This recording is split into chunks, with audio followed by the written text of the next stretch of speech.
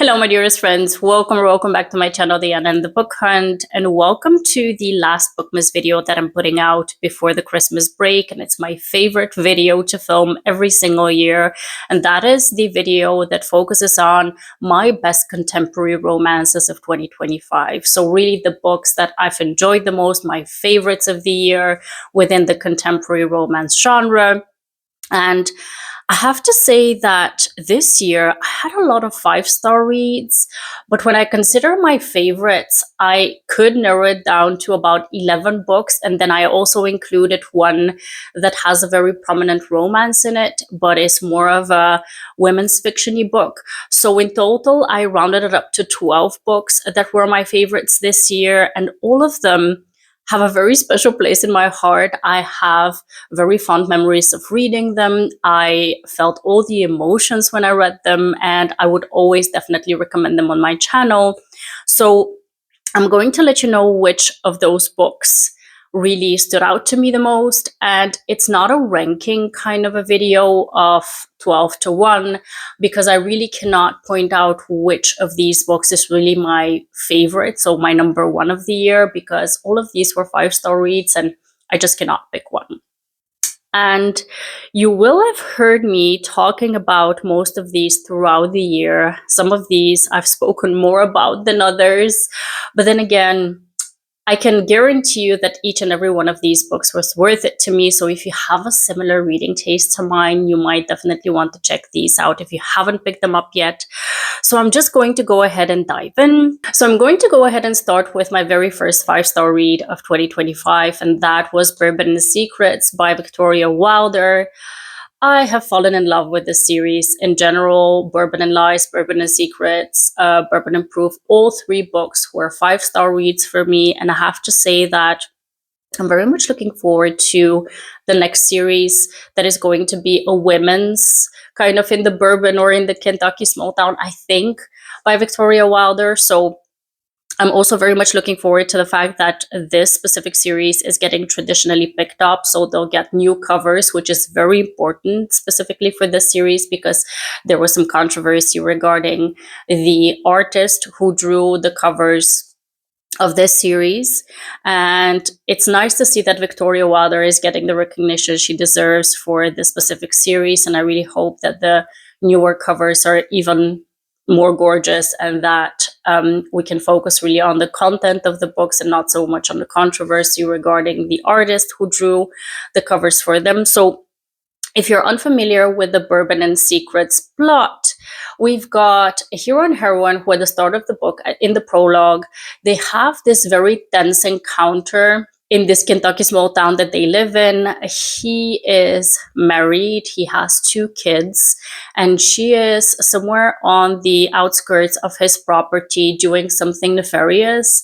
And they have this very tense exchange. So you can already sense that they're not really friends, they're more so enemies. And he kind of wants her to get out of town, which he does.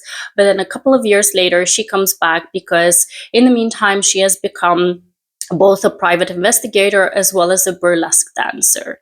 She is going to be dancing in this kind of speakeasy bar that they have in the small town. At the same time, she's investigating something that is going on with her sister's involvement. She wants to get her sister out of trouble. And there's a lot of things going on in that small town. So we've got a suspenseful kind of a plot. We've got some mysteries going on. We've got some noir setting kind of within this plot. And we have a very prominent romance that is enemies to lovers, that is very much touch her and you die at the same time. We've got a single dad in the plot. And the kids in this book are absolutely hilarious. And I just love everything about this book. The found family, the setting, the suspenseful elements to it, the scorching hot chemistry between the two characters. It just ticked off all of my boxes, and it's a definite five-star read, so it deserves to be on my top list of the year. Next up, we've got The Favorites. The Favorites by Lane Fargo. this is a very kind of divisive book because some people love it and some people absolutely hate it because it's a very particular kind of a book. It's kind of a Wuthering Heights reimagining with two figure skaters, and there's a lot of drama, toxicity, a lot of flair when it comes to the skating world. The hero and heroine within this book, they've known each other since kids, and both of them are from not such well-off families or background. And the heroine more so wants to become an Olympic champion with figure skating, and the hero is so gone for her that he wants to do everything and anything to help her out to get there. So he learns also to figure skate to be her partner. And at the same time, the sport is so expensive and there is so much drama and competition going around that there's just a lot going on. Let me put it like this. In the first 50% of the book, the heroine is just so unlikable that you definitely want to put this book down, but at the same time, you want to know what happens. And also the structure of this book, the way that it's set up, there's interviews, there's like gossip, or at least like magazine kind of articles in it. And it's just so interactive and immersive, especially if you read the audiobook for it, that you want to keep on digging through their life as if they're real people. And I really love that about this book.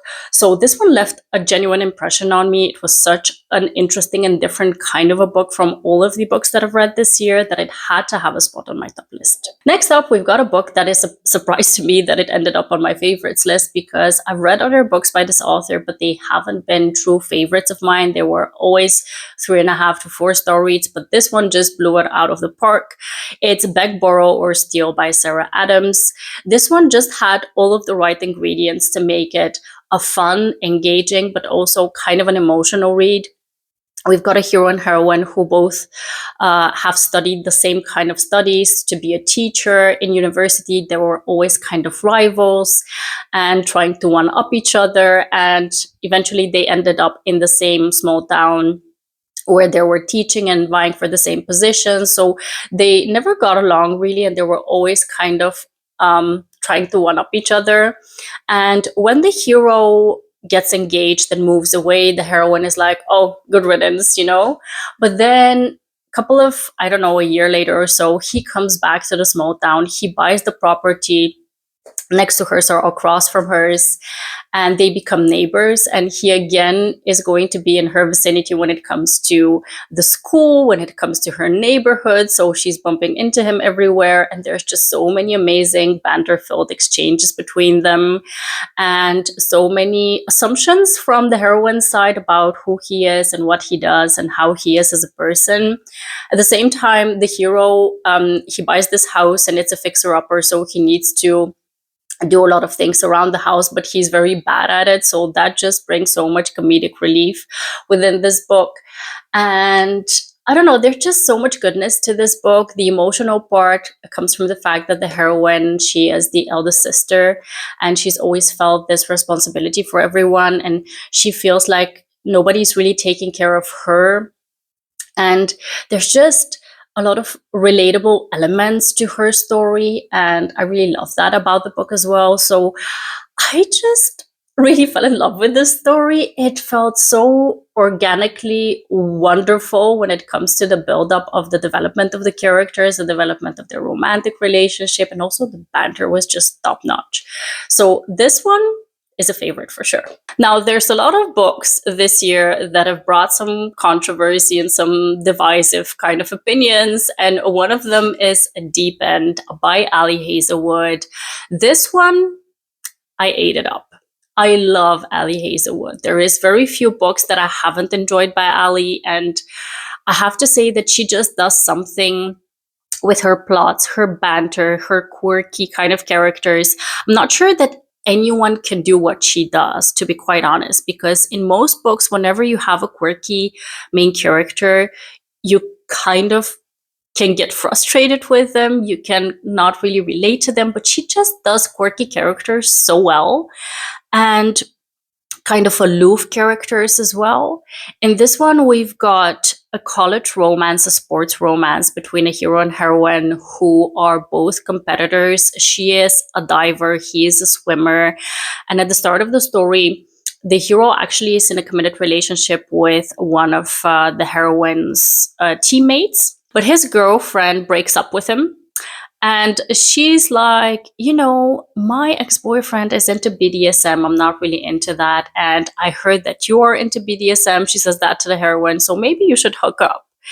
And that is where their story starts. Essentially, they have this kind of friends with benefits thing going on as a start, but they also kind of are very compatible when it comes to the interest that they have, and they have amazing conversations together. They have very good banter together. The heroine has this kind of traumatic event that happened with her diving, through which she's very now insecure about her diving, and the hero really helps her out with her predicament when it comes to her sport. And I just loved every single thing about this book. Everyone was like, this was maybe too spicy or too quirky, or, you know, there was a plot line that was really kind of corny with the third act kind of breakup situation. I didn't mind any of these things. It just worked for me. It hit all of my right buttons, and I am absolutely in love with the story. Next up is a book that I just recently read. I was very hesitant about whether I should include more than one book by one author, because I have 2 5-star reads by B.K. Borson this year, but I decided to just choose my more favorite out of the 2. I gave 5 stars to First Time Caller, but I just loved Good Spirits more.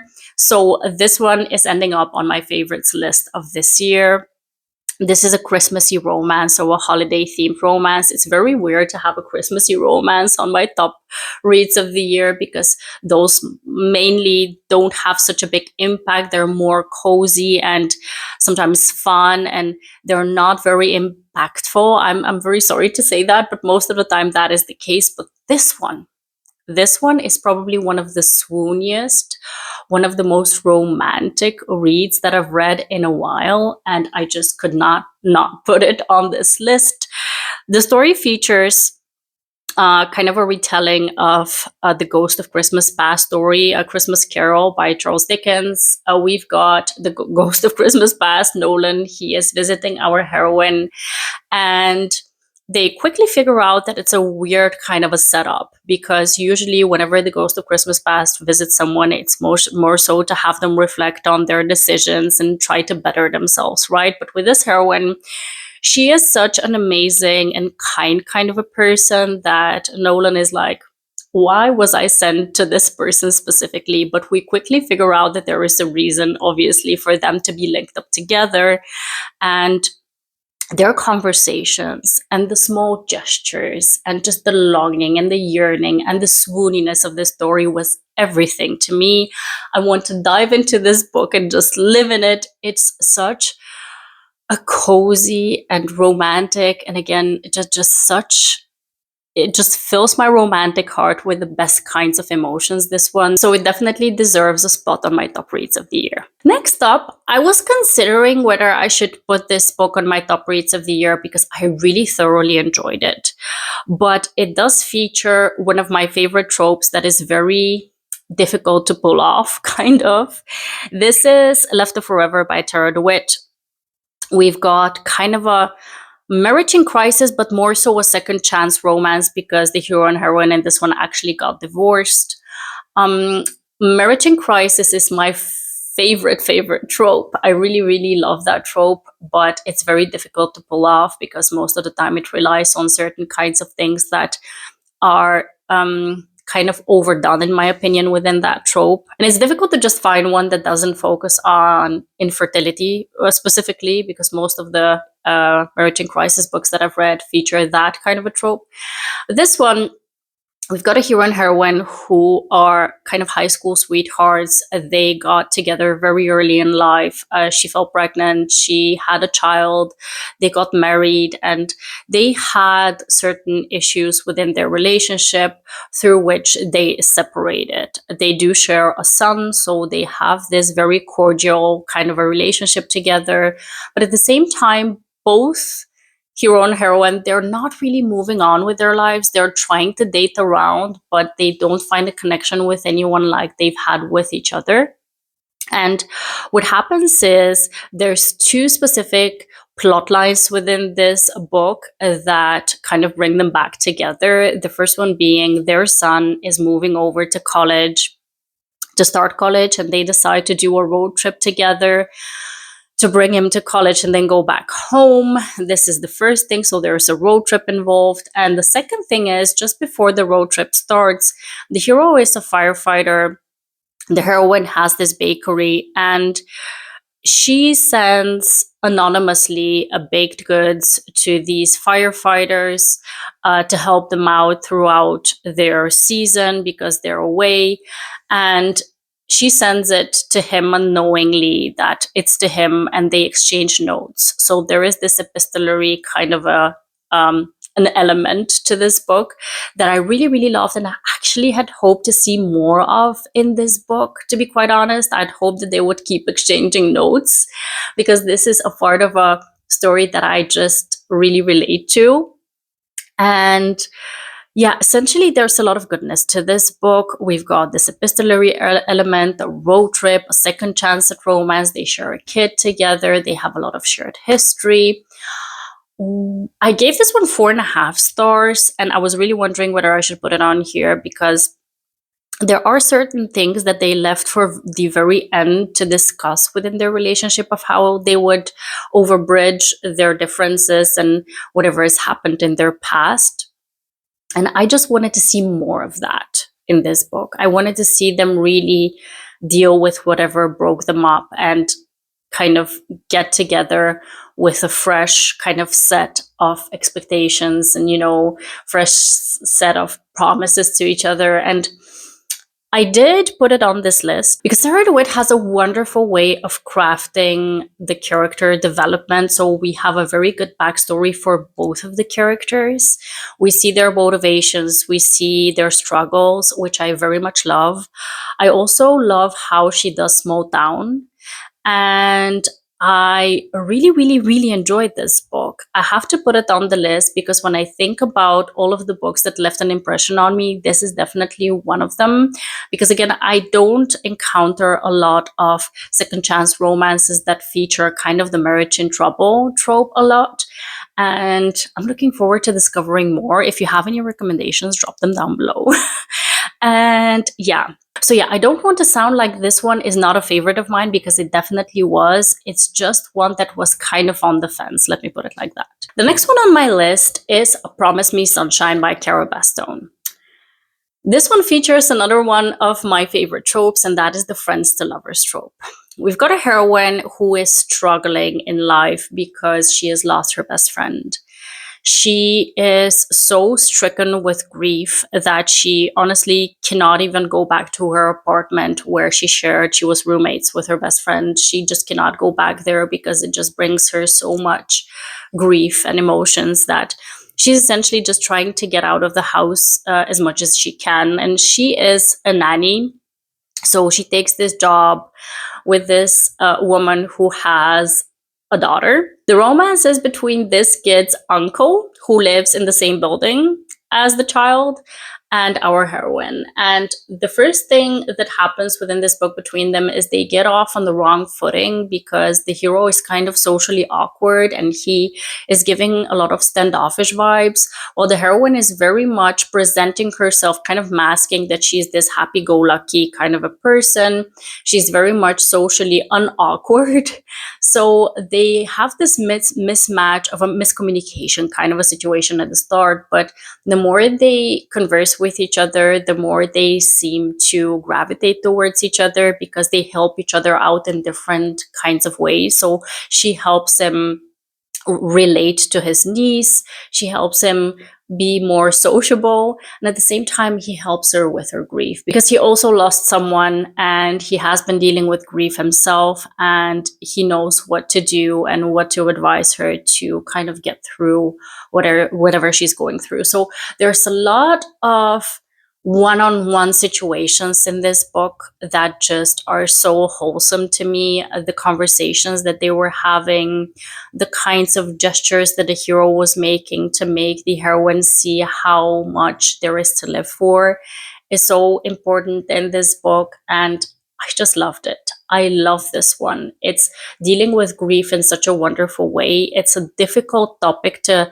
navigate, and I found that Cara Bastone did it with sensibility, with sometimes humor, with sometimes sadness, and it's exactly how we go through life with grief, right? There's going to be moments that are crippling. There's going to be moments that we are sad, that we cannot get out of bed. There's moments that we need to remember the good times, the good things, and sometimes we need to laugh about it. It's just exactly how life works, right? So it felt very relatable to me, and this one was a definite favorite of mine. The next one is by Abby Jimenez. Abby Jimenez is entering every single favorites of the year kind of ranking for me. I love all of her latest releases, and this one is no exception. It's a You Remember Me by Abby Jimenez. We've got a situation of a hero and heroine who meet because the heroine encounters this kitten who has a medical problem, and the hero is a vet. And first of all, he says to her, we cannot save this kitten. They need an operation that would not guarantee they would be able to live through it. And she's like, you watch me, I'm gonna save this kitten. So their first encounter is this kind of a battle of wills, if you will. But at the same time, the hero definitely feels like he wants to ask her out, which he does. So they go on this wonderful date. But then the hero finds out that she's going to be moving to another state. So this book features a long distance relationship. It also features a heroine who needs to move away to take care of her mom, who is dealing with Alzheimer's or dementia. And this year we had a couple of books that dealt with this theme of having someone in your life that has dementia or Alzheimer's. But within this one, there were certain things that were discussed that were just kind of different to me and were very intriguing to consider whenever you're dealing with someone who has dementia. So I really appreciated the way that Abby Jimenez dealt with that topic.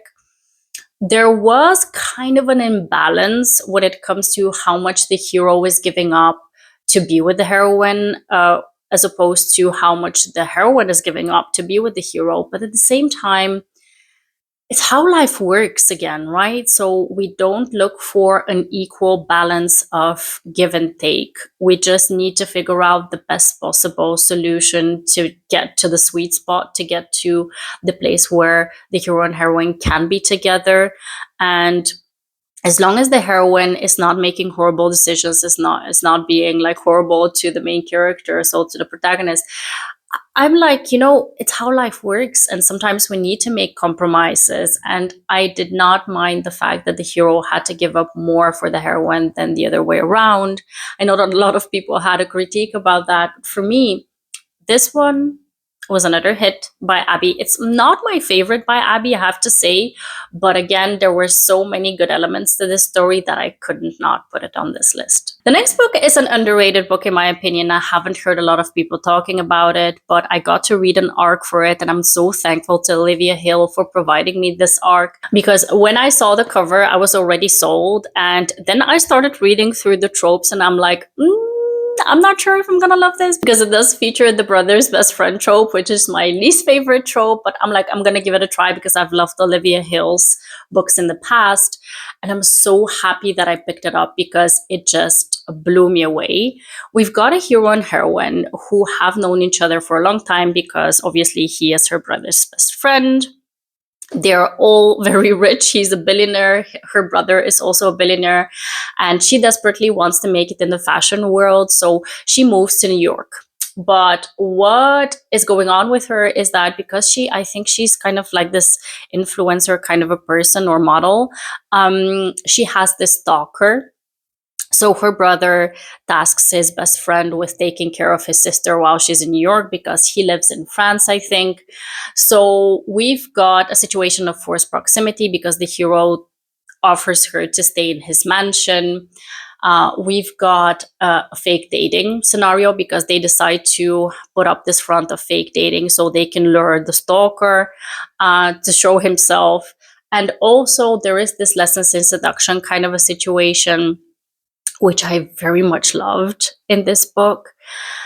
And there's so much goodness to this book. West and Nora forever will hold a piece of my heart because these two, again, had such wonderful conversations together. The hero was reluctant, obviously, because of his relationship with her brother. But at the same time, he just could not stay away from her. He was absolutely obsessed with her. And just the vibe of this book, the setting, the way that these two just grew closer together and wanted to do so much for each other. The gestures that they were making towards each other were absolutely splendid. So yeah, this one is an underrated book in my opinion. Everyone should pick it up if you like the fake dating trope, if you like the lessons in seduction trope. It was just splendid. Next up, we've got the last book within the Windy City series by Liz Tamfordi, and that is Rewinded Back. We've all been looking forward to Rio's story, and we finally got it. It's a second chance romance between himself and his high school sweetheart, and it was everything that I could have hoped for and more. I'm very happy actually that I read this one as an audiobook. It just made even more of an impact on me. It's a duet narration book that just blew me away. We've got Rio, who is this amazing character within the friend group within the series. It's a sports romance. He is a professional hockey player. He used to be in a relationship with Haley when they were in high school, and we get past and present chapters of how they were back then and how they are right now because they broke it off for very specific reasons. They're not in the best place in the present setting, so they need to kind of grow their relationship back together. And they need to work together because he's planning on selling his house. She's an interior decorator, and they have this forced proximity because she's also his neighbor. So there's a lot of goodness to this story. We've got a sports romance, we've got a second chance at romance, forced proximity, neighbors. We've got so much goodness within this book, and Rio is the best kind of a character. He's romantic, he's funny, he is vulnerable. And Haley, from her side, again, is also such an amazing character. She has her own struggles and she is flawed, but also vulnerable and also very much not taking any crap from Rio. So there was just, again, so much goodness to the story, a lot of found family as well that we see from the other characters from the other books as well. I just love this one. The next book I'm going to mention is the book that I mentioned is a women's fiction-y book with a very prominent romance in it, and that is Atmosphere by Taylor Jenkins Reid.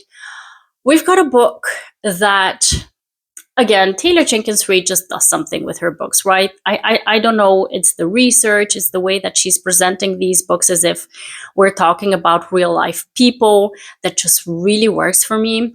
In this plot, we've got two women who get selected to be part of this NASA program to go into space in the 1980s. There is a sapphic romance within this one. And because of the times, the 80s, their type of romance is not really accepted. So it's frowned upon and they need to hide their relationship from everyone. At the same time, we have a side plot of one of the heroines, her tough relationship with her family, with her sister specifically. She has a niece that she very much loves. And there's just so much thought put into this book. The love for space travel, the amazing relationship between the two heroines, how they want to make it in this patriarchal kind of dominant kind of a world that they live in. And the ending really blew me away. I shed a tear at the end. I didn't think that it would make me so emotional, but I just couldn't not feel those emotions. It was such a gripping story in the end, and it was a favorite. The last book on my favorites list is If It Makes You Happy by Julia Livia. This one is such a cozy, atmospheric, fall-themed read that is centering on a hero and heroine who are going to be neighbors, essentially. The book is set in the 90s, which blew me away. I'm a 90s, or at least I was born in the 80s, but I lived through the 90s. So my childhood is very much kind of shaped by 90s culture. So this one just blew it out of the park for me when it comes to that. We've got a heroine who at the start of the book, she is getting divorced, but nobody in her family knows it. They're visiting her family's B&B because her mother has just passed away and they're there for the funeral. And her asshole ex-husband is like, you need to tell everyone that we're getting divorced. And she doesn't want to do it because it's a very kind of uncomfortable time. But he goes ahead and does it for her. So we get this very tense kind of a situation at the start of the book, and we immediately empathize with the heroine. And we figure out that because her mom is passed and she was the one running the B&B, she is going to be taking over for a short period of time until her sister graduates from college and takes over. So she's going to be moving for a short period of time to this B&B to run it. And the hero is the next door neighbor who is a single dad, and he is the small town sweetheart. He is helping everyone. He's a baker. He is a happy-go-lucky kind of a guy, while she is kind of this melancholy soul because of everything that has been going on in her life. And she's always felt responsible for everyone. Nobody's taking care of her. And she is just kind of a closed off kind of a person, not really a black cat, but someone who just doesn't trust the world to take care of her. And he's exactly the kind of person who takes care of everyone. So it's an amazing match, if you ask me. And they first form a friendship before they move over to a romance, but it's just such a good story. The setting, the way that these two connect, the fact that the heroine is slowly but surely opening up her heart, not only to him, but also to his kids, and how she also deals with her personal family relationships with her father and her sister. It just, everything clicked, everything connected for me. I love this one. I love the cover. I love everything about it. So this one is a definite favorite as well. How amazing is it that I can sit down and have 30 minutes of my day to gush about my favorite books of the year? I'm so fortunate, and it's Christmas Eve when you're seeing this, and I just want to wish you a very Merry Christmas Eve. An amazing Christmas holidays for you, your family, your loved ones. I hope you're enjoying the quality time with whomever you want to spend it with. And I hope that you're enjoying the little things, enjoying a good book, amazing food, some good glass of wine or a hot cocoa. I hope that you're just basking in this magical setting and time of year. And I hope to see you very soon once the Christmas holidays are done. We're going to be talking about the most anticipated releases that I have for the next year, just before the year wraps up. And I'm going to be enjoying my Christmas holidays with my two men here at home, and we're just going to be watching some Christmas movies. We're going to play some board games. We're going to enjoy some good food and